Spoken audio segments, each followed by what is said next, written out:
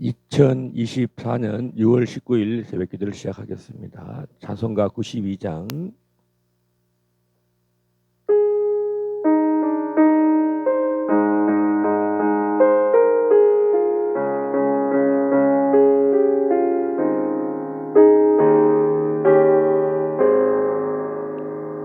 위에 계신 나의 친구 그의 사랑 지극하다. 이는 예수 그리스도 나의 구주 나의 친구 사랑하는 나의 친구 늘 가까이 계시도다. 그의 사랑 놀랍도다. 변함없는 나의 친구 나를 위해 죽으시고 나를 구원하셨으니 기쁨으로 경배하며 찬양하리.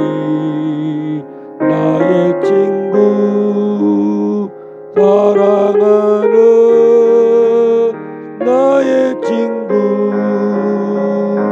늘 가까이 계시도다. 그의 사랑 놀랍도다. 변함없는 나의 친구 내 맘속에 늘 계시고 영원토록 함께하네. 가지 되어 하나 되리 포도나무 나의 친구 사랑하는 나의 친구 늘 가까이 계시도다. 그의 사랑 놀랍도다. 변함없는 나의 친구 그날이와 황금길에 그의 영광 바라보며 그의 발로 날 안을 때 만나보리. 나의 친구 사랑하는 나의 친구 늘 가까이 계시도다. 그의 사랑 놀랍도다. 변함없는 나의 친구. 우리 이 시간 합심해서 한번 기도하시겠습니다. 주여 주여 주여 아버지 오라카라베야라라라라라 주여 주여 라라라라라라라라라 라라라라라라 카이엘레레라라라라 라라라라라라라라라라라라 레리베리베리베리 캔다리벨로스 캔다리베리베리 오라라라라라라라라라 라라라라라라라라라 라라라라라라라라라라라라 오로로로로로로로로로로라 라라라라라라라라라라라라라 너는 마음에 근심하지 말라. 하나님을 믿으니 또 나를 믿어라.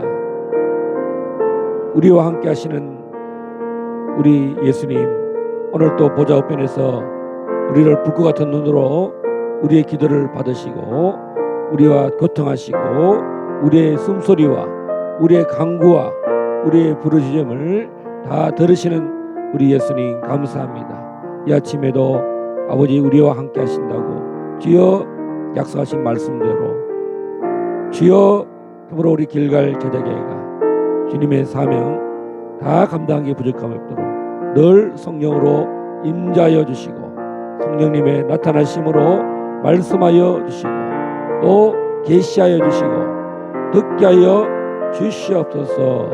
할렐루야. 오늘 이 아침에 창세기의 말씀 귀한 말씀을 통해서 하나님의 놀란 살아계신 말씀 오늘 또 역사하시는 말씀 기적을 베푸시고 하나님의 놀란 일들만 나타나는 일들로 우리가 선포하고 기도하게 하여 주시옵소서. 우리의 기도를 들으시는 우리 주 예수 그리스도의 이름으로 감사하고 기도합나이다. 아멘. 창세기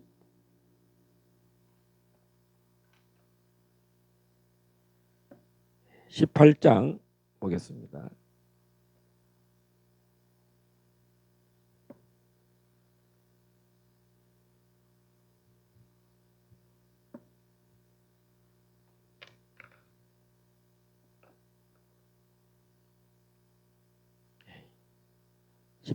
읽으시겠습니다. 여호와께서 마므레에 상수리 나무들이 있는 곳에서 아브라함에게 나타나시니라. 날이 뜨거울 때에 그가 장막문에 앉아 있다가 눈을 들어 본즉 사람 셋이 맞은편에 서 있는지라. 그가 그들을 보자 곧 장막문에서 달려나가 영접하며 몸을 땅에 굽혀 이르되 내 주여 내가 주께 은혜를 입었사오면 원하건대 종을 떠나 지나가지 마시옵고 물을 조금 가져오게 하사 당신들의 발을 씻으시고 나무 아래에서 쉬소서. 내가 떡을 조금 가져오리니 당신들의 마음을 상쾌하게 하신 후에 지나가소서. 당신들이 종에게 오셨음이니이다. 그들이 이르되 내 말대로 그리하라. 아브라함이 급히 장막으로 가서 사라에게 이르되 속히 고운 가루 세 스아를 가져다가 반죽하여 떡을 만들라 하고 아브라함이 또 가축 떼 있는 곳으로 달려가서 기름지고 좋은 송아지를 잡아 하인에게 주니 그가 급히 요리한지라. 아브라함이 엉긴 젖과 우유와 하인이 요리한 송아지를 가져다가 그들 앞에 차려놓고 나무 아래에 모셔섬에 그들이 먹으니라. 그들이 아브라함에게 이르되 내 아내 사라가 어디 있느냐. 대답하되 장막에 있나이다. 그가 이르시되 내년 이맘때 내가 반드시 내게로 돌아오리니 내 아내 사라에게 아들이 있으리라 하시니 사라가 그 뒤 장막문에서 들었더라. 아브라함과 사라는 나이가 많아 늙었고 사라에게는 여성의 생리가 끊어졌는지라. 사라가 속으로 웃고 이르되 내가 노쇠하였고 내 주인도 늙었으니 내게 무슨 즐거움이 있으리요. 여호와께서 아브라함에게 이르시되 사라가 왜 웃으며 이르기를 내가 늙었거늘 어떻게 아들을 낳으리요 하느냐. 여호와께 능하지 못한 일이 있겠느냐. 기한이 이를 때에 내가 네게로 돌아오리니 사라에게 아들이 있으리라. 사라가 두려워서 부인하여 이르되 내가 웃지 아니하였나이다. 이르시되 아니라 내가 웃었느니라. 그 사람들이 거기서 일어나서 소돔으로 향하고 아브라함은 그들을 전송하러 함께 나가니라. 여호와께서 이르시되 내가 하려는 것을 아브라함에게 숨기겠느냐. 아브라함은 강대한 나라가 되고 천하 만민은 그로 말미암아 복을 받게 될 것이 아니냐.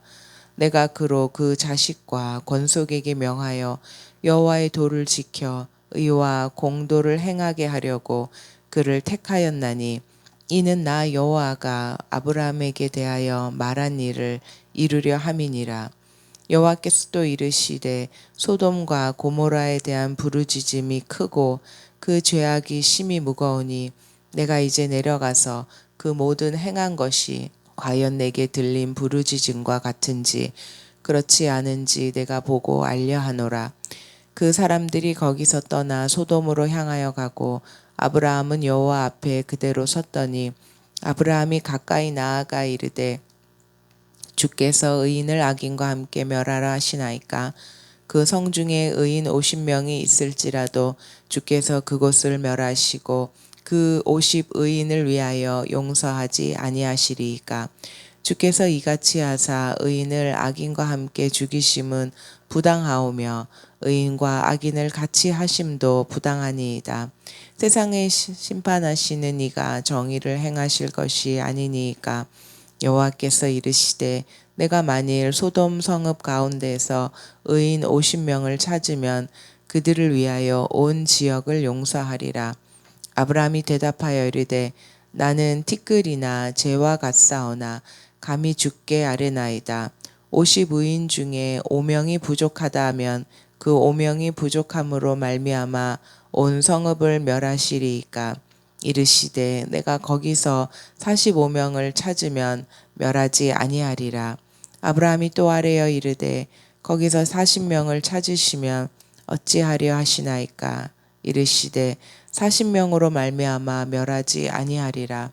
아브라함이 이르되 내 주여 노하지 마시옵고 말씀하게 하옵소서.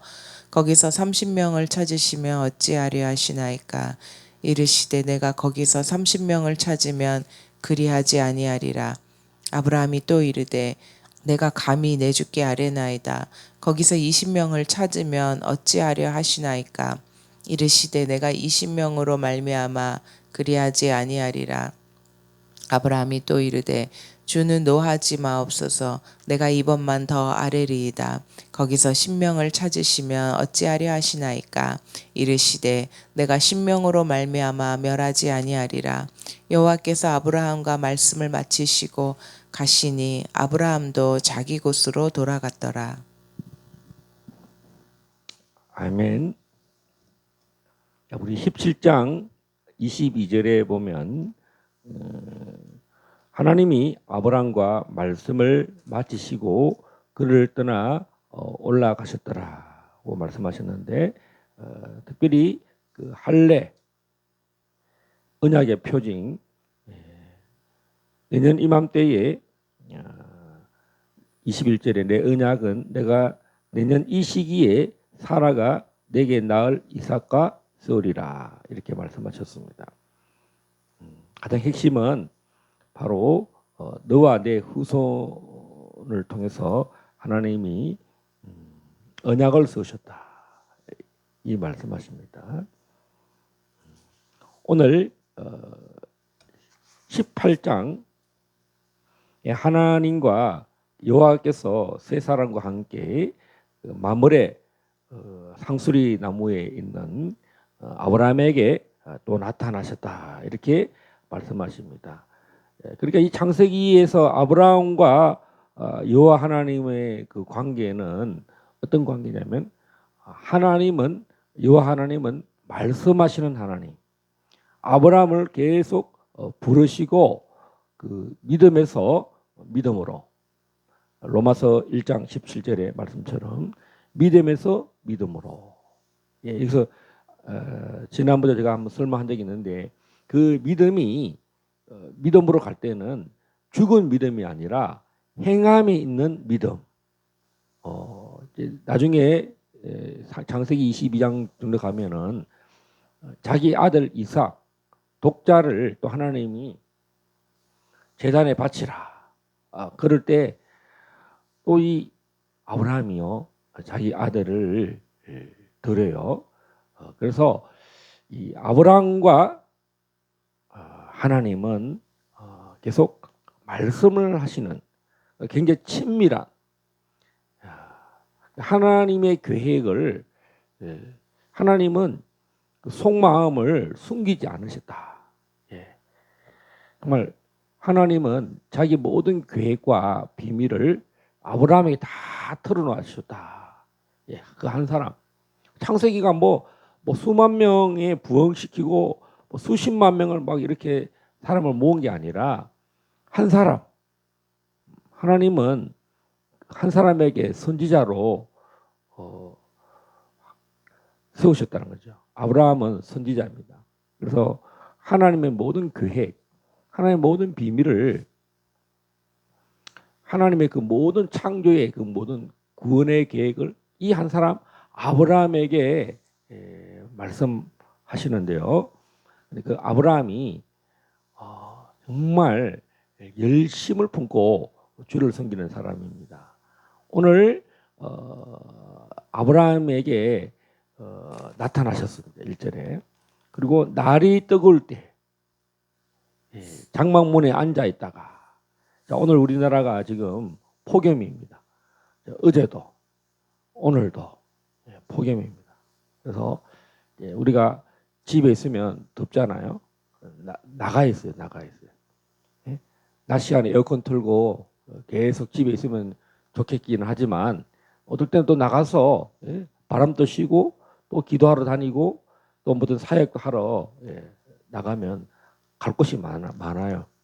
근데 어쨌든 이 아브라함이 장막문에 앉아 있었어요. 날도 덥고 하니까. 근데 마침 세 사람이 맞은편에 서 있는지라 짠 하고 나타나셨어. 하나님이 항상 아브라함 주변에서 떠나지 않고 버리지 않고 틈만 나면 아브라함에게 오고 싶은 거야. 야, 오늘은 여호와 하나님 혼자 오신 게 아니라 천사 둘을 데리고 수행 천사, 가장 신실하고 정말 이 땅을 감찰하는 천사들을 데리고 그 진행 사항을 계속 아브라함에게 나타내시고자 한다는 것입니다. 자, 그럴 때 아브라함이 장막문에서 달려나가. 첫 번째, 달려나갔다. 나이가 지금 몇 살입니까? 지금 99세.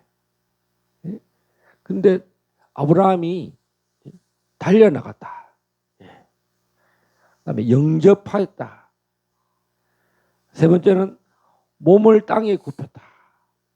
벌써 아브라함은 이분들이 누군지를 아는 거예요. 요새 말로 말하면 영안이 열렸다.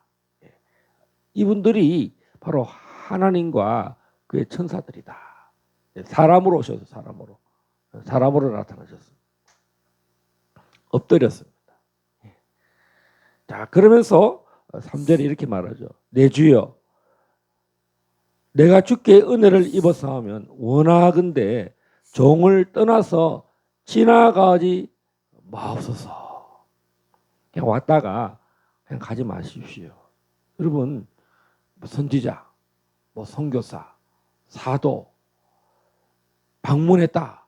그럼 얼마나 환대해야 되겠어요, 그죠? 섬기고 달려나가서 영접하고 땅에 엎드려서 그냥 지나가지 마시고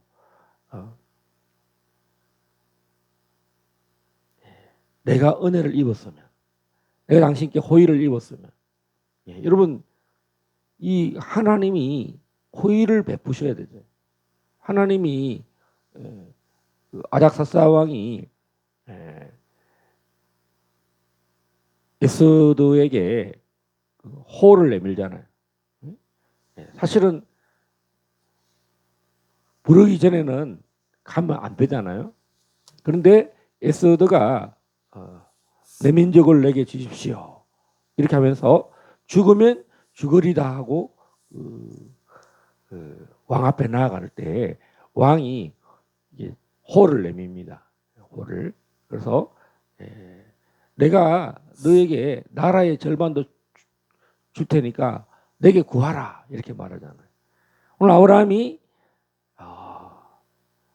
아마 이 99세 때에 이삭을 주겠다. 그리고 다 할례를 받아라. 이런 일이 있은 후에 이 아브라함이 굉장히 마음이 굉장히 확 열렸습니다. 이런 일이 있어. 하나님이 얼마나 17장에서 너희들은 생육하고 번성하고 뭐 다 잘 될 것이에요. 이스마엘도 잘 될 것이고 아직 태어나지도 않은 그 아들을 이름도 이삭도 주셨어. 그래서 그 이삭을 통해서 내 후손이 언약을 맺을 것이다. 영원한 언약을 맺을 것이다. 지금 아브라함의 상태는 계시하시는 하나님, 말씀하시는 하나님을 만나서 지금 마음이 굉장히 열려 있는 상태예요. 그럴 때 여호와께서 또 나타나셨으니까 이제 이전보다 더 훨씬 더 적극적이에요. 이제는 막 달려나가고 그냥 지나가지 마십시오. 생각해보세요. 애를 주겠다는데 기분이 지금 굉장히 업된 상태입니다. 엎드리면서 또 무슨 말씀하실지 기대가 돼서 지나가지 마시고 내가 대접하겠다. 중국말로 하면은 내가 접대를 하겠습니다. 우리 집 오신 손님이니까 절대로 우리 집 손님은 우리가 책임진다. 중국의 문화가 그거예요. 자기 가정에 손님이 오면 자기 지역에 그 지방에 그 도시에 손님이 오면 환대를 해요. 그래서 물을 조금 가져와서 발을 씻고 나무 아래서 쉬십시오. 최선을 다해서 지금 현재 뭐 좋은 집은 아니지만 이제 텐트 아래는 덥고 그러니까 상수리 나무 아래서 발도 씻으시고 그래서 좀 쉬십시오. 그러면서 내가 떡을 조금 가져와서 마음을 육신도 상쾌하게 할 것이다. 그 다음에 지나가십시오. 이 드시고 여러분 손님을 접대할 때 손님을 대접할 때 그런 말이 있죠. 천사를 대접한 것 같다. 오늘 여호와께서 주천사와 함께 방문했을 때 정말 순발력을 동원해서 지나가는 사람이라고 가볍게 여기지 않고 다 알아본 거예요. 저 사람은 붙들어야 되겠다. 저 사람을 잘 섬겨야 되겠다. 우리에게 그런 많은 일들이 있었습니다. 우리 경일문구 백화점을 방문을 요청받아서 간 게 아닌 것 같아. 경일문구점 갔다가 우리 영안이 열려서 그 딸에게 시집가야 된다. 결혼해야 된다. 그 말 때문에 우리가 4층에 올라가서 그 사건이 벌어지고 그 딸이 목사 결코 결혼하지 않겠다라고 했을 때 너는 이제 그 목사 되시는 분하고 결혼해야 된다. 금식하고 회개하고 준비하고 있어라 해서 그런 일이 벌어져서 놀란 일이 벌어졌습니다. 제가 2015년에 중국을 2번 다녀왔는데 첫 번째 한 달 선교를 갔다 왔고 두 번째 또 선교를 다녀왔습니다. 두 번째에 한 번도 알지 못하는 그 허난성 신양시에 선교를 갔습니다. 그때 우리가 온다고 어떤 자매님이 자기의 그 직장에서 3일 휴가를 냈어요. 야, 한국에서 선교사님 오셨다.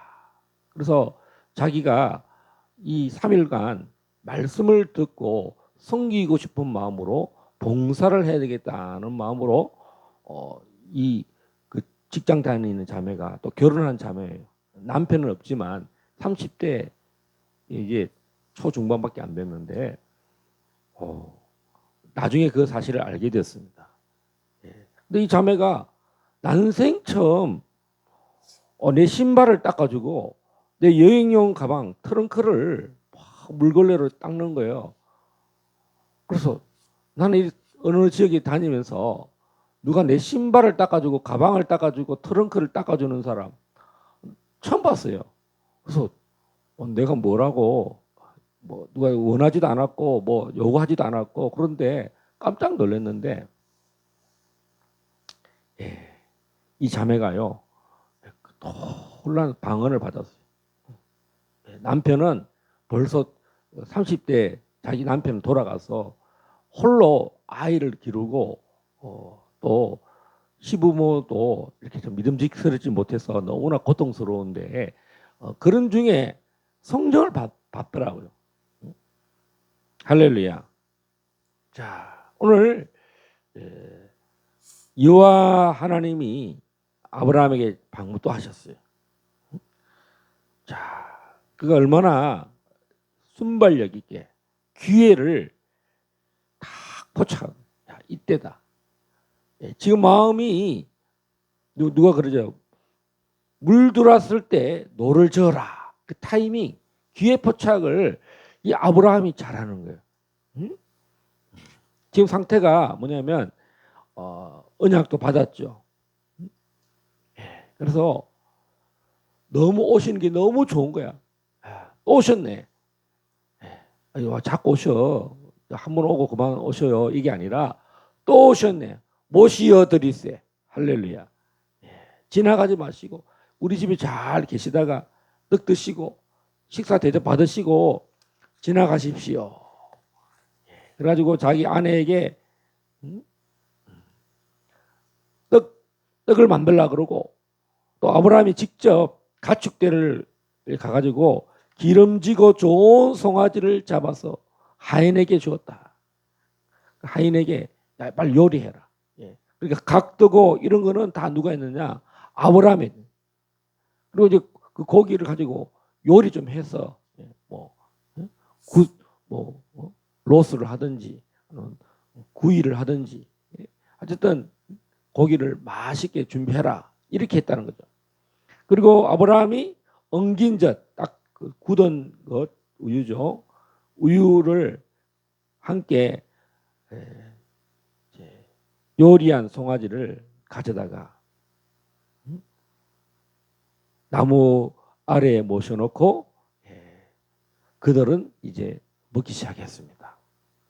먼저 떡 드시고 처음에는 발을 씻으시고 두 번째는 떡 드시고 앞부터 먼저 1차 간단하게 떡 드시고 2차로 우유와 이 고기들을 쫙 대접한 거예요.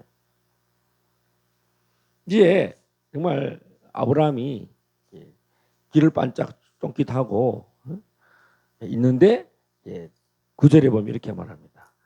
그들이 아브라함에게 이르되 내 아내 사라가 어디 있느냐 대답하되 장막에 있습니다. 내년 이맘때 내가 반드시 내게로 돌아오리니 내 아내 사라에게 아들이 있으리라 하시니 사라가 그 뒤 장막문에서 들었더라. 이 말씀은 창세기 17장 16절에 이렇게 말합니다. 내가 그에게 복을 주어 그가 내게 아들을 낳아 주게 하며 내가 그에게 복을 주어 그를 여러 민족의 어머니가 되게 하리니 민족의 여러 왕이 그에게서 나리라. 아브라함이 웃습니다. 17절에 아브라함이 엎드려 웃으며 마음속으로 이르되 100세 된 사람이 어찌 자식을 낳을까? 사라는 90세니 어찌 출산하리요 하고. 사실은 웃으면 누가 먼저 웃었느냐? 아브라함이 웃었어요. 어이가 없다는 뜻. 아내가 지금 99세인데 100세에 내가 어떻게 아이를 낳느냐? 웃음이 나왔다는 거죠. 아이고 하나님 왜 그러세요? 이랬다는 거예요. 또 그리고 그 부인도 웃었다는 거예요. 그 말을 들었어요. 자기 남편에게 또 와서 또 이야기하니까 사라가 하나님 왜 저러셔? 지난번에 오셔서 또 저러시더니만 오늘 또 오셔서 또 그러네? 왜 저러셔 정말? 이런 상태예요. 그런데 왜 그렇게 웃었냐면 11절에 거기 원인이 있습니다. 아브라함과 사라는 나이가 많아 늙었고 사라에게는 여성의 생리가 끊어졌는지라. 이제 우리가 그 창세기에 보면 그 아담 시대, 에녹 시대, 노아 시대는요. 노아 시대는 500세 후에 셈과 함과 야벳을 낳았다 그랬어요. 예. 그러니까 창세기에서 가장 늦게 아이를 낳은 나이를 이름이 누구냐면 노아입니다. 노아는 500세 이후에 아이를 낳았다. 예. 어떤 사람은 187세의 아이를 낳았어요. 근데 지금 아브라함의 나이는 다 살아야 175세밖에 안 됩니다. 그런데 이제 그 에벨의 아들 벨렉과 욕단이 있을 때 이 땅이 나누어지기 시작합니다. 이 땅이 홍수 때는 물로 심판을 받았잖아요. 그리고 이제 셈의 후예들 중에 에벨 때 두 아들을 낳았는데 이때 땅이 나눠졌습니다. 그리고 이때부터 나이가 이제 500세, 400세에서 에벨 같은 경우는 430세 넘잖아요. 그런데 욕단하고 에벨 때부터는 벨렉 때부터는 나이가 200세로 줄어듭니다. 200세. 그리고 그때도 아이를 낳는 나이가 보면은 30대, 30세. 지금 우리처럼 나이는 뭐 175세, 뭐 133세, 100세까지 넘고 200세 가까이 살지만 그래도 이제 생리 기간이 이제 남자 나이가 30세 아이를 낳았다 이렇게 되겠어요. 근데 지금 이 살의 나이가 지금 89세, 내년 이맘때는 90세입니다. 그러니까 이때는 이 여성의 가임 기간, 아이를 임신할 수 있는 기간이 이미 많이 지나갔다는 거죠. 그래서 아브라함이 웃었고 오늘은 또 두 부부가 17장에서는 아브라함이 웃었고 12절에 보면 사라가 속으로 웃고 내가 노쇠하였고 내 주인도 늙었으니 내게 무슨 즐거움이 있으리요. 이제 부부 관계를 해서 뭐 이제 부부는 좋을 줄 몰라도 지금 무슨 즐거움이 있냐. 애를 낳을 수가 없다는 거죠. 이 포기한 지가 오래됐습니다. 내게 무슨 즐거움이 있나. 예. 벌써 뻔한 건데 뭐 속으로 겉으로 웃지는 못하고 속으로 웃었다. 속으로. 여러분 속으로 웃을 수 있잖아. 겉으로는 표현을 안 하고 내숭 뜬다 그러잖아. 겉으로 하고 있는데 속은 웃었어요. 아이고 하나님 왜 저러시나. 내가 지금 나이가 많아서 내게 무슨 즐거움이 있느냐. 부부관계를 한다고 애를 뭐 100번 부부관계를 한다고 100번 해서 임신이 되느냐. 안 된다는 거예요. 여러분 참 자식을 낳지 못하는 그 부부들 그 애환을 저도 여러 번 들은 것 같습니다. 우리 중국에서 우리 선교사님 부부가 우리를 통해서 많이 은혜를 받은 선교사님 부부가 있습니다. 그 부부가 애를 못 낳았어요. 그런데 최근에 이런 수술 방법이 있어서 그 아이를 낳을 수 있었죠. 상둥이 낳았습니까? 오랜 시간이 지나서 임신이 되었습니다. 불가능한 일이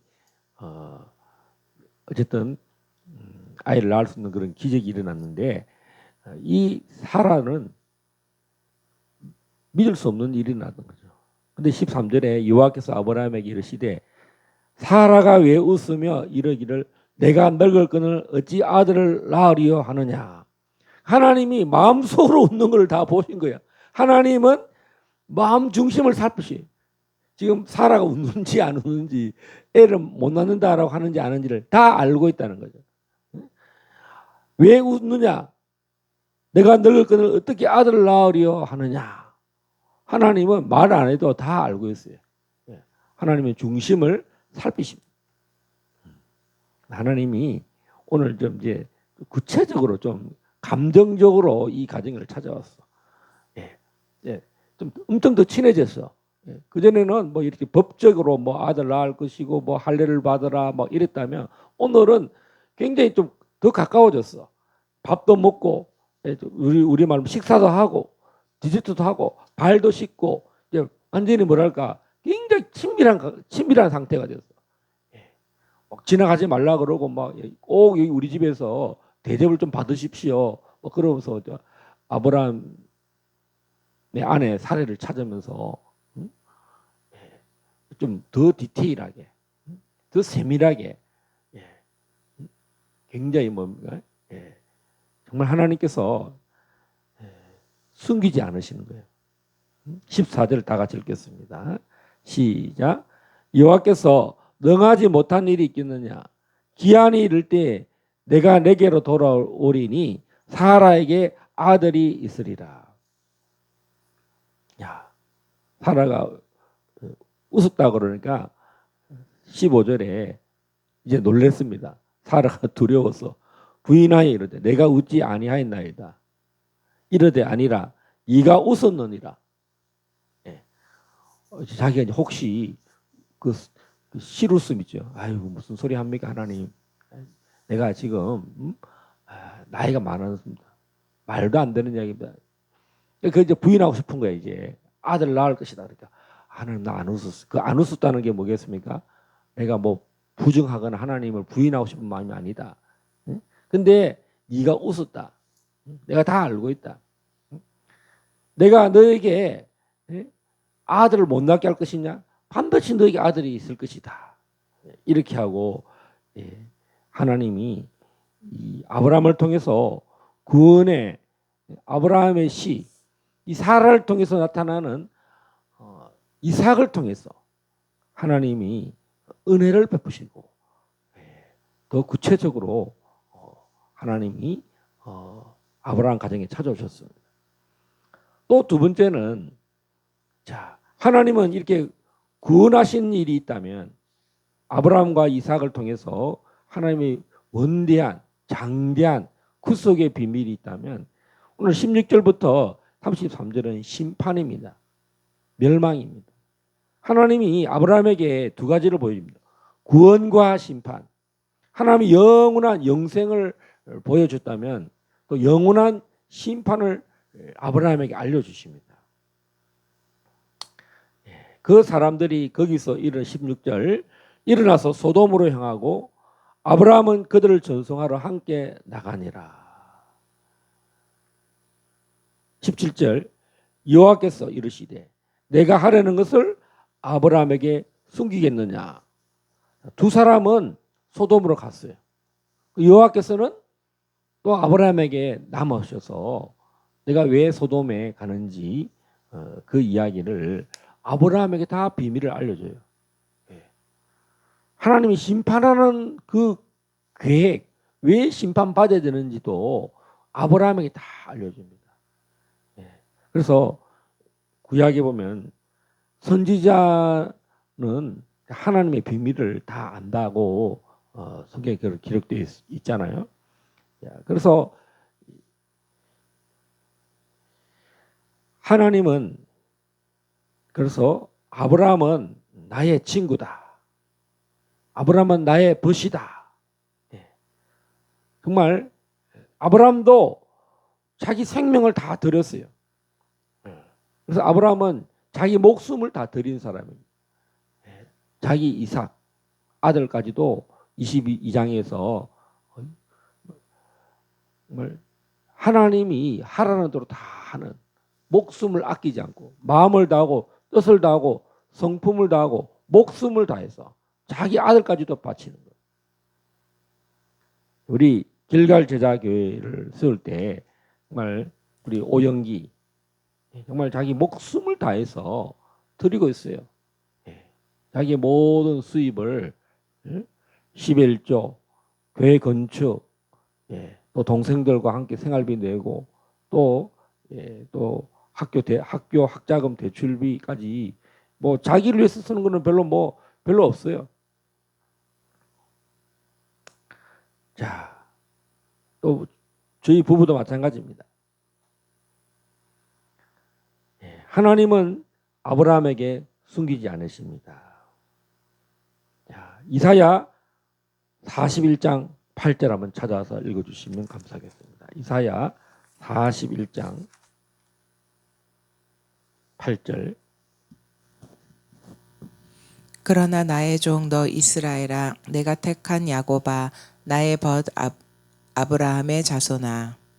아멘. 자,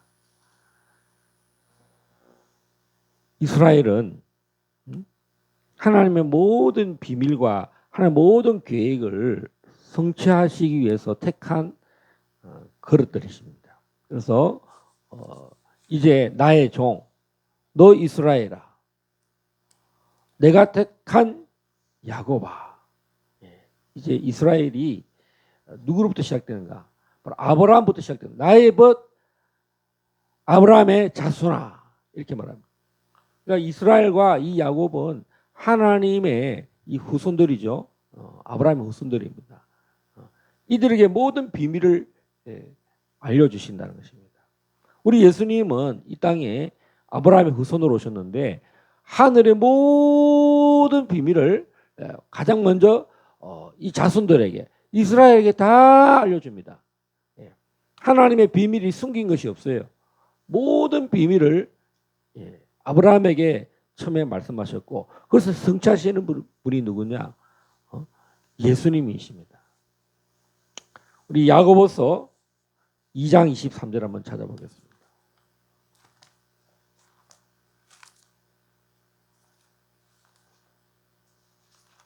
야고보서 2장 23절.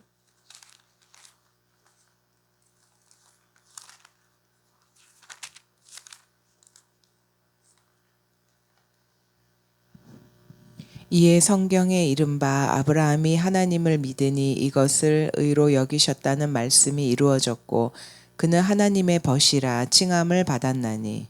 예, 여기서 이 신칭이 말합니다. 아브라함이 하나님을 믿었는데 이것을 하나님의 의로 여기셨다. 요한복음 창세기 15장에 나는 너의 상급, 나는 너의 방패요, 나는 너의 큰 상급이라고 말씀하셨을 때, 말씀하시면서 아브라함이 하나님을 믿을 때 그것을 의로 여기셨는데, 아브라함이 21절에 보면, 야고보서 2장 21절에 우리 조상 아브라함이 그 아들 이삭을 제단에 바칠 때에 행함으로 의롭다 하심을 받은 것이 아니냐, 이렇게 말하고 있습니다. 예. 첫 번째 믿음은 보이지 않는 믿음이에요. 예. 볼 수 없는 중에 믿는 믿음이, 하나님이 바랄 수 없는 중에 바라는 것이, 그것이 믿음이었습니다. 예.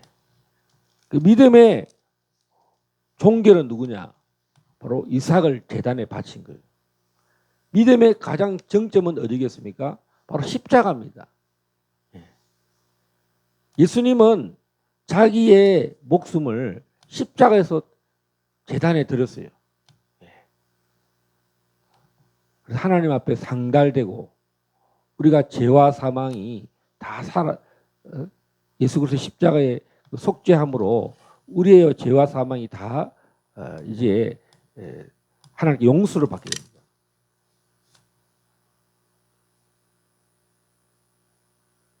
그것을 행함이라고 합니다. 다 이루셨다. 온전한 믿음. 그래서 2장 26절에 영혼 없는 몸이 죽은 것 같이, 믿음이, 저 사람이 죽은 믿음이다. 저 사람 영혼이 죽었다. 그래서 뭐겠습니까? 영혼이 없는 몸이 죽은 것 같이, 행함이 없는 믿음은 죽은 것이다. 맨날 나는 예수 믿는다 그러면서 실상은 죽은 사람. 하나님의 첫사랑을 잃어버리면 하나님이 떠나잖아요. 사랑을 회복해야 되잖아요. 여러분, 십자가의 도를 행하는 사람이 돼요. 복음을 담대히 전하고 성령의 기름을 부음받아서 직분을 행하고 죽은 영혼을 살리고 하나님 주시는 각양 은사를 가지고 남기는 사람. 오늘 아브라함에게 이 소돔을 심판하러 가셨어요. 하나님께서 아브라함에게 숨기지 않겠다 이렇게 말씀하십니다. 요한복음 15장 14절 한번 찾아보겠습니다. 요한복음 15장 14절.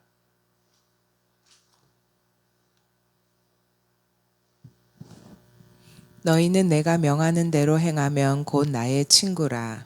아멘. 예, 여기서 보면 행하는 믿음,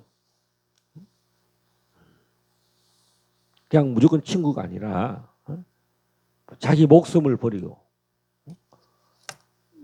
13절 사람이 친구를 위하여 자기 목숨을 버리면 이보다 더 큰 사랑이 없나니 예수 그리스도 자신께서는 친구를 위해서 우리를 위해서 자기의 목숨을 다 드렸다는 것입니다. 주님은 우리의 좋은 친구입니다. 그리고 너희도 내가 명하는 대로 행하면 곧 나의 친구라. 순교하는 신앙, 자신을 날마다 산 제사 드리는 신앙. 15절 이제부터는 너희를 종이라 하지 아니하리니 종은 주인이 하는 것을 알지 못함이라. 너희를 친구라 하였노니 내가 내 아버지께 들은 것을 다 너희에게 알게 하였습니다. 예수님은 항상 12 제자와 동행합니다. 그러면서 모든 그 계시를 알려주고 하나님 나라의 비유를 다른 일반 사람들은 알려주지 않는데 이 비유를 전부 다 설명해 줘요. 해석해 줍니다. 너희는 나의 친구라. 예, 제가 2007년도 처음 그때 밥 존스라는 선지자를 처음 들었습니다. 밥 존스. 그 밥 존스가 어떤 분인가 보니까 선지자의 아버지라는 말을 들었어요. 선지자들 중에도 선지자들의 가장 아브라함 같은 사람, 아버지 같은 사람. 그래서 그때 처음 밥 존스라는 선지자를 제가 들었는데 그 책에 보면 너는 나의 친구라. 그분이 얼마나 많은 예언을 했는지 그 아이학 국제 기도의 집 마이크 비클의 국제 기도의 집을 해서 300번을 예언했다 합니다. 300번. 마이크 비클은 그런 기도의 집을 할 분이 원래는 아니었고 그 지역의 캔사스 시티의 지역 교회 목사였어요. 그런데 마이크 비클을 통해서 이런 기도의 집이 세워질 것이라는 것을 300번을 예언해 줬답니다. 그래서 내 집은 만민이 기도하는 집이다. 제단에 붙은 불을 끄지 말라. 24시간 기도하는 그 어마어마한 프로젝트. 여러분 어떻게 24시간이 운영을 될 수가 있겠어요? 하나님이 그렇게 마지막 때에 꺼지지 않는 제단이 꺼지지 않는 기도의 불.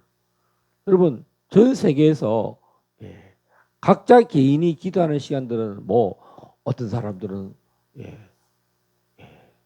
산기도를 뭐 100일 철야 했다 뭐 했다지만 어떤 24시간이 로테이션으로 그 어떤 단체가 한음으로 계속 열리도록 쉬지 않고 기도하는 것은 정말 하나님이 어떤 비밀을 알려주셔야만. 그래서 300번이나 예언을 해줬다고 하지 않습니까? 자, 오늘 아브라함은 직접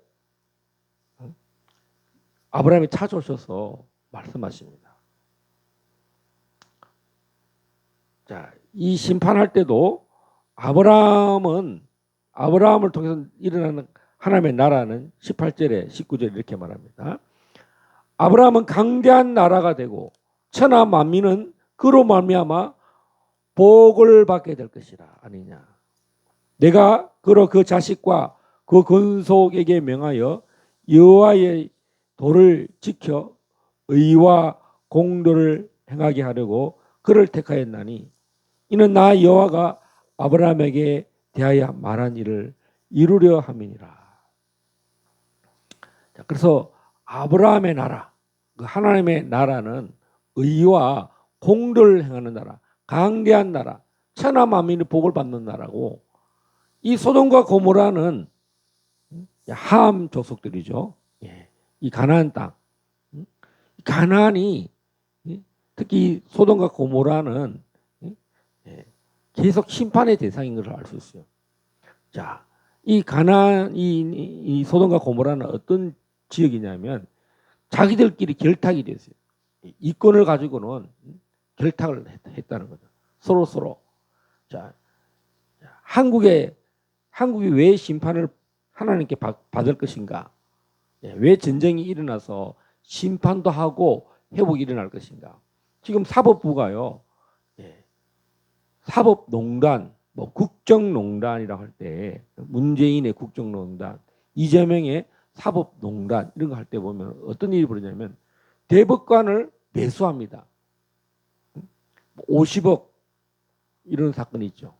이번에 최태원 SK 1심 재판이 뒤집어졌는데 1심 재판 판사가 SK 그 플랜트에 1,000억을 수출했대요. 그 법무법인에서. 그래서 판사를 그만두고, 그럼 뭡니까? 대기업과 판사가 이런 그런 의혹이 제기됐다는 거죠. 판사 때 아주 가볍게 최태원 편에 편을 들어줘가지고 뭐 미자료라든가 이런 또 그 재산 분할할 때 아주 뭐 적게 했죠. 그것을 노소영 측에서 다 알고 이런 일이 일어난 걸 알고 2심 재판 완전 뒤집었잖아요. 세상이 발칵 뒤집어졌어요. 이런 우리나라 대한민국이 왜 심판을 받겠어요? 하나님께서 왜 70년간 저 북한이 지금 무기를 만들어 놓고 기다리고 있을까요? 대한민국이 자정 능력이 없어졌습니다. 한국 교회도 마찬가지입니다. 지금 대한민국 2024년에 지도자들의 그 음행, 돈을 사랑함, 만몬신을 추종하고 세상을 사랑하고 지금 헌법, 사법부, 입법부는 지금 금수완박, 검찰의 수사권을 완전히 박탈하는 것. 이미 문재인 때 그랬죠. 지금 문재인, 이재명 때는 이제 검찰청 해체를 주장하고 이제 기소권과 수사권을 나눠서 기소청과 수사청을 나누어 가지고 검찰이라는 이름도 빼버리고 검찰을 수사관으로 낮춰 부르겠다는 거예요. 그런 것을 입법으로 지금 발의를 하려고 하고 있어요. 왜? 불법을 심판하지 못하도록 자기들은 불법을 저질러도 수사를 하면 안 된다. 이 논리라는 거죠. 문재인 때 얼마나 많은 사람들을 심판했습니까? 죄가 없는 대통령부터 그 국정원장, 뭐 비서실장, 장관들 얼마나 많이 또 심지어는 국방부에 있는 충성된 애국 군인들 다 자천시키고 또 있는 좋은 기무사 다 해체시켜버리고 국정원을 거의 뭐 간첩을 잡지 못하도록 이렇게 나라를 거의 뭐 해체시키는 대한민국을 무력화시키는 그런 법을 계속 만들어내고 있어요. 자, 그래서 하나님이 대한민국이 6.25 때도 함락 직전까지 심판을 당해서 낙동강 벨트까지 내려가서 그 이제 해운대에서 백사장에서 회개하면서 하나님 살려달라고 그런 심판을 당하고 한 석 달을요. 그렇죠. 6월 25일 날 전쟁이 터져서 9월까지 한 두 달 반을 7월 8월 두 달 이상을 고난을 당했어요. 이승만 정부가 임시 수도죠. 서울을 버리고 대구로 갔다가 대구에서도 또 이제 밀려서 부산까지 내려갔어요. 수도가 지금 다 함락돼서 이제 정부가 함락 직전이었어요. 하나님께서 마지막에 그 두 달이 지나서 기사회생 시켜주셨습니다. 그리고 3년이라는 3년 거의 3년하고 1년 더 되겠죠. 어마어마한 대가를 지불했습니다. 지금 대한민국이 이렇게 은혜 가운데 세워진 대한민국이 불법과 타락과 이 소돔과 같이 자기들끼리 커넥션이 일어났어요. 대기업, 입법부, 사법부가 국정을 농단하고 있습니다. 이것에 내 밥그릇을 빼앗는 사람들은 우리의 이너서클에 못 들어오게 하려고 법을 바꾸고 얼마나 사악한 일입니까? 이것이 소돔의 죄악입니다. 20절 21절에 여호와께서 또 이르시되 소돔과 고모라에 대한 부르짖음이 크고 그 죄악이 심히 무거우니 이제 내려가서 그 모든 행한 것이 과연 내게 들린 부르짖음과 같은지 그렇지 않은지 내가 보고 알려 하노라. 소돔과 고모라에 사는 사람들이 너무 고통스럽다는 거죠. 정말 우리 한문에 있잖아요.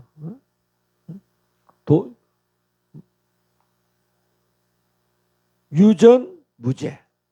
돈 있는 사람은 다 빠져나가고 무전 유죄. 돈 없는 사람은 그냥 판결 받고 감옥 가는 겁니다. 불법이 의롭게 되고 불법이 마치 판결을 통해서 승리한 것처럼 그런 데는 판사가 판결문을 읽고 판결봉을 두드리는데 불법을 의롭게 만들어주면 그것이 정당한 판결입니까? 재판의 추가 공정한 추기냐고요. 성경은 공정치 못한 저울을 하나님이 심판하신다고 그러셨어요. 지금 대한민국이 지금 이런 일이 너무나 비일비재하고 허다합니다. 북한은 너무나 그것은 처참한 상태고 그래서 남과 북이 다 지금 공이 심판받을 만한 일을 하고 있어요. 북한은 그렇다 치고 북한의 그 악독을 심판하려고 생각하지 않고 북한을 의롭다 생각하고 북한하고 평화를 맺는다, 종전협정을 한다, 거짓 평화에 참여하는 목사들, 정부 이런 일이 합당하지 않다는 거예요. 남북관계도 그렇고 우리 대한민국 내부의 법치가 또 부정선거 여러분 민주주의의 꽃이 선거인데 이번에 2024년에도 부정선거가 비일비재했고요. 2020년에도 4.15 총선 때도 그랬고 2024년 4월 10일 총선에도 부정선거가 일어났습니다. 공정하지 못한 진실하지 못한 이 대한민국 오늘 우리가 소돔과 고모라가 저 멀리 옛날에 아브라함 때 일어난 일이 아니라 오늘 우리에게도 이런 전쟁, 하나님 전쟁을 통해서 심판하셔요. 소돔과 고모라처럼 완전히 뭐 없어지는 건 아니겠지만 하나님은 징계하셔요. 우리가 사생자가 아니라면 하나님은 그 아들에게 징계하신다 그랬어요. 그래서 우리가 올바른 통일, 자유민주주의, 시장경제, 한미동맹, 기독교 입국론, 이승만 대통령이 한성 감옥에서 하늘의 환상을 보고 대한민국이, 조선이, 대한제국이 이 말씀으로 세워지는 나라가 되어야 한다. 그런 환상을 보게 된 것입니다. 그것이 바로 아브라함이 본 것처럼 하나님의 나라가 이 대한민국에도, 여러분 이 대한민국이 너무나 신기하잖아요. 대한민국과 유대인이, 대통령 부부가 유대계와 한국의 조선시대의 16대 후손 이 결혼한 거예요. 여러분. 그것이 대한민국 뿌리입니다. 자, 오늘 아브라함이 소돔에게 하나님 어떻게 이 의인들을 악인과 함께 멸하십니까? 아마 거기서 고통당하는 아마 자기 조카 롯을 생각한 것 같아요. 그래서 롯뿐만 아니라 여러 많은 사람들 50명은 되지 않을까. 하나님 50명 그 사람들도 다 심판하려고 합니까? 심판이 합당하지 않다라고 지금 계속 이야기합니다. 그래서 하나님이 아브라함에게 말씀합니다. 내가 50명 있으면 내가 심판을 멈추겠다. 아브라함은 큰 소리 쳤어요. 하나님 50명 있으면 어떻게 심판하려고 하십니까? 하나님이 내가 50명 있으면 용서하리라. 이렇게 말씀합니다. 그리고 50명을 의인 50명을 악인에게 죽이는 건 부당하다. 그럼 보세요. 이게 그거잖아요. 재판이죠, 재판.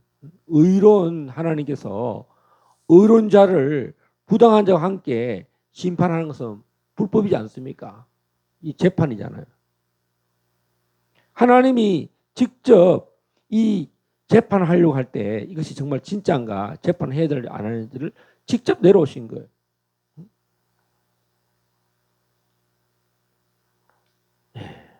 그래서 이 아브라함은 변호사입니다. 변호사. 중재합니다.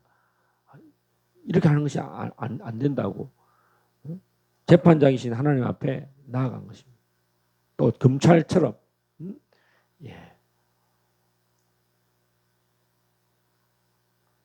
그러다가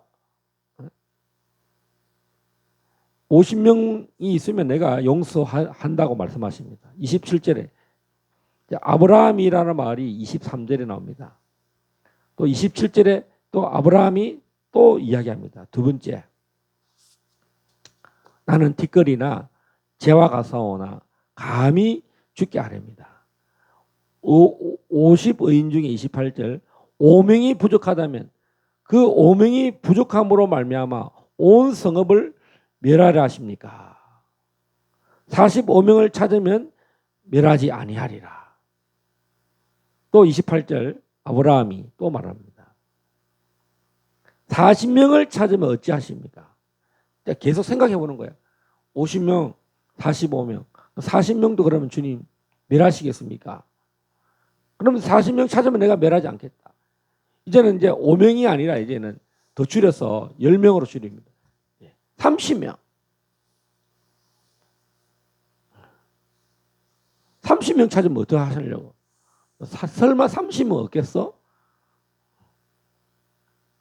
30명을 찾으면 내가 그리하지 아니하리라. 31절에 또 아브라함이 지금 몇 번 나옵니까? 아브라함이요 최소 6번 나옵니다. 아브라함이 하나님 앞에 계속 감히 내가 죽게 하렵니다. 20명. 한 20명 좋아. 내가 애누리 해줄게. 깎아줄게. 지금 50명에서 20명 내려왔어. 60% DC죠. 내가 20명만 있어도 심판하지 않겠다. 하나님이 이제 10명, 80% 아브라함이 80%까지 내려왔어. 10명 있으면 주님 이제 내가 자꾸 말하니까 자꾸 헛된 질문하는 거 같거든. 성질 내지 마시고 화내지 마십시오. 이번만 더 알겠습니다. 신명을 찾으시면 어찌하시겠습니까? 이제 10명도 안 된다는 거예요. 최소 10명. 여러분, 많은 다수가 중요한 게 아닙니다. 소돔과 고모라는 절대 다수가 자기들의 그 불법의 다수당을 만들었어요. 우리 대한민국 지금 다수당이 불법을 행하잖아요. 많다고 중요한 게 아니라 아브라함 같은 소수이지만 바른 말을 하고 그런 사람이 있어야 10명만 찾아도 우리 대한민국 국회의원 중에 재판관 중에 선거관리위원 중에 이번에 부정선거다 이렇게 각 선거관리위원회에서 누구라도 양심선언하고 국회의원들 중에 최소 얼마라도 이거 부정선거다. 선거관리위원회 위원장이 대법관이잖아요. 그 대법관 10몇 명 중에 이번 부정선거 맞습니다. 양심선언하고 이렇게 해서 나라를 회복시켜야 되는데 지금 점점 우리는 어디로 가느냐. 하나님의 이 심판. 북한이 우리보다 훨씬 더 국력이 약합니다. 그런데 왜 전쟁을 하려고 할까요? 김정은이가 이기고 싶어서 전쟁하겠어요? 혹시 그런 마음이 있을 수도 있어요. 우리는 핵무기도 있고 우리는 탄도미사일도 있고 혹시 한국을 이길 수 있겠다. 오판할 수 있겠죠. 전쟁은 예측 불가능하던 일로 인해서 전쟁이 일어납니다. 전쟁을 통해서 심판하셔요. 자, 우리는 6.25 전쟁을 경험했습니다. 대한민국이 석 달도 못 돼서 함락될 뻔했습니다. 하나님이 반전이 있습니다. 이 전쟁을 통해서 어쩌면 한국과 북한이 지금 전쟁을 일촉즉발했습니다. 지금 전쟁하려고 북한이 2024년에 신년사에서 김정은은 전쟁을 할 것이다. 그렇게 이야기했습니다. 최근에 오물풍선을 대한민국에 여러 번 살포했습니다. 그래서 그것은 전쟁을 선포한 거예요. 우리의 이 제임제트의 영공에 한국으로 어마어마한 살포를 했습니다. 한국 지금 꼼짝도 못하고 자기 주권도 방어 못하고 아무 소리 못하고 그냥 뭐 소리만 말만 하지 실제적으로 선제 타격하지도 못하고 있어요. 여러분 이스라엘 같았으면 이런 일이 만약에 하마스나 헤즈볼라를 통해서 이스라엘에게 영공에 이런 로켓탄은 아니지만 고무풍선 오물풍선을 보냈으면 이스라엘 가만히 있겠어요? 10배, 100배로 1000배로 응징했을 것입니다. 지금 대한민국은 큰 소리만 치고 어떤 사건이 일어나고 대형 사건이 벌어져야 아차 미리 대응하고 미리 압도하는 그런 정신 상태가 돼야 되는데 지금 대통령, 국방부 장관, 대법원장, 국회의장 지금 다 자기 밥그릇 때문에 난립니다. 내한테 어떤 이득이 있느냐, 내한테 어떤 유리함과 불리함이 있느냐, 자기 중심적인 이런 세상이 나아가고 있습니다. 오늘 우리는 대한민국의 전쟁의 기운이 점점 지금 달아오르고 있습니다. 이 일을 하나님은 아브라함은 나의 친구라. 아브라함 나의 벗이다. 내가 아브라함에게 숨기고 싶은 것이 있느냐? 나 아브라함에게 다 이야기한다. 이것이 창세기 18장 17절. 우리 18장 17절 읽고 기도하겠습니다. 시작. 여호와께서 이르시되 내가 하려는 것을 아브라함에게 숨기겠느냐? 우리가 자유통일을 그래서 벌써 2017년부터 기도하기 시작했습니다. 그래서 자유통일을 위해서 적경지역, DMZ 지역에 벌써 7년째입니다. 하나님, 전쟁을 통해서 하나님께서는 이제 자유통일을 이루시려고 합니다. 우리는 평화 육자회담도 하고 평화회담도 하고 군사회담도 하고 남북 뭐 기본 합의서도 만들고 해도 안 됩니다. 하나님은 정말 하나님 자신을 위해서 천하 만민이 아브라함의 복을 받도록 하기 위해서 저 북한 동포들이 2천만 이상 되는 북한 사람들이 이 복음을 들어야 됩니다. 그래서 하나님은 어쩌면 이 전쟁을 통해서 남과 북이 하나가 돼서 자유롭게 자유민주주의가 북한에도 회복되고 자유시장 경제 또 한미동맹이 북중 통일을 통해서 또 일어나고 정말 이 대한민국이 회복된 북한 땅도 정말 기독교 입국로로 기독교의 기반 위에 북한에 있는 3,000개의 무너졌던 재단이 다 회복되도록 우리 합심해서 기도하시겠습니다. 주여 주여 주여 라라라라라라라라라